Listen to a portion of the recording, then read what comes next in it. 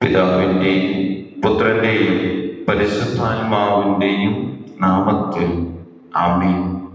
25-ാം സങ്കീർത്തനം. വഴി കാട്ടണമേ. കർത്താവേ, എൻ്റെ ആത്മാവിനെ അങ്ങയുടെ സന്നിധിയിലേക്ക് ഞാൻ ഉയർത്തുന്നു. ദൈവമേ, അങ്ങയിൽ ഞാൻ ആശ്രയിക്കുന്നു. ഞാൻ ഒരിക്കലും ലജ്ജിതനാകാതിരിക്കട്ടെ. ശത്രുക്കൾ എൻ്റെ മേൽ വിജയം ആഘോഷിക്കാതിരിക്കട്ടെ. അങ്ങേ കാത്തിരിക്കുന്ന ഒരുവനും ഭഗ്നാശരാകാതിരിക്കട്ടെ.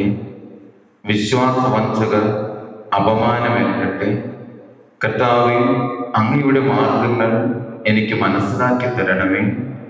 അങ്ങയുടെ പാതകൾ എന്നെ പഠിപ്പിക്കണമേ. അങ്ങയുടെ സത്യത്തിലേക്ക് എന്നെ നയിക്കണമേ, എന്നെ പഠിപ്പിക്കണമേ.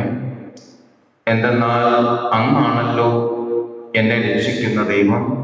അങ്ങയ്ക്ക് വേണ്ടി ദിവസം മുഴുവൻ ഞാൻ കാത്തിരിക്കുന്നു.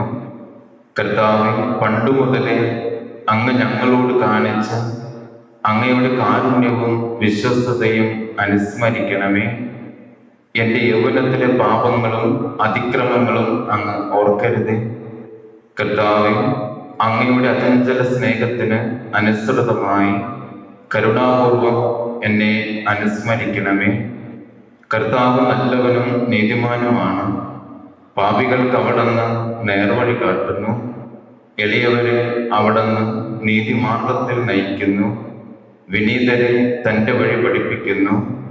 കർത്താവിൻ്റെ ഉടമ്പടിയും പ്രമാണങ്ങളും പാലിക്കുന്നവർക്ക് അവിടുത്തെ വഴികൾ സത്യവും സ്നേഹവുമാണ്.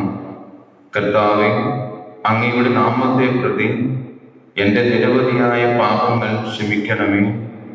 കർത്താവിനെ ഭയപ്പെടുന്നവനാരോ അവൻ തിരഞ്ഞെടുക്കേണ്ട വഴി അവിടുന്ന് കാണിച്ചു കൊടുക്കും.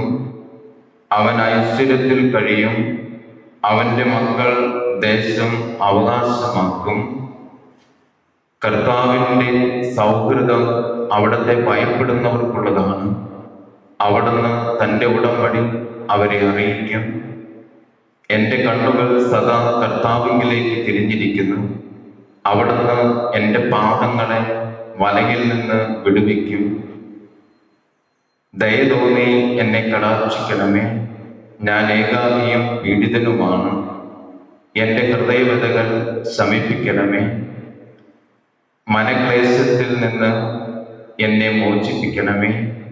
എൻ്റെ പീഡകളും ക്ലേശങ്ങളും ഓർത്ത് എൻ്റെ പാപങ്ങൾ പൊറുക്കണമേ. ഇതാ ശത്രുക്കൾ പെരുകിയിരിക്കുന്നു. അവർ എന്നെ കഠിനമായി വെറുക്കുന്നു. എൻ്റെ ജീവൻ കാത്തുകൊള്ളണമേ. എന്നെ രക്ഷിക്കണമേ. അങ്ങിൽ ആശ്രയിച്ച എന്നെ ലജ്ജിക്കാനിടയാക്കരുതേ. നിഷ്കളങ്കതയും നീതിനിഷ്ഠയും എന്നെ സംരക്ഷിക്കട്ടെ. ഞാനങ്ങേ കാത്തിരിക്കുന്നു.